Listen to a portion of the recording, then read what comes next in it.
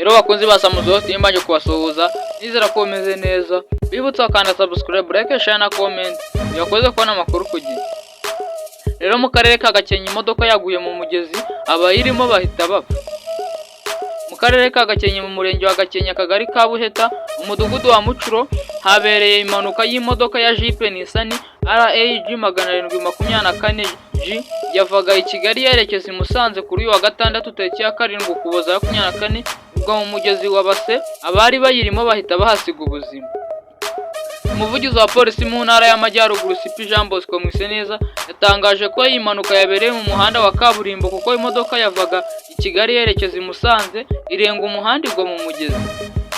Ati abantu babiri bari mu modoka bose bapfa, imirambo y'abanyakwigendera yajyanwe mu bitaro bya Nemba gukorerwa isuzumwa rizwi nka autopsy.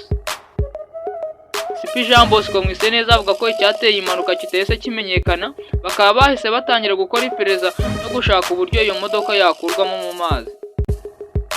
Ati ubutumwa duha abatwara ibinyabiziga ni ukwirinda umuvuduko urengeje wagenwe no kwirinda uburangare igihe batwaye ibinyabiziga. Rero ko twifurize banyakwigendera iruhuko ridashira, Imana ibakire mu bayo, twihanganisha n'imiryango yabuze ababo.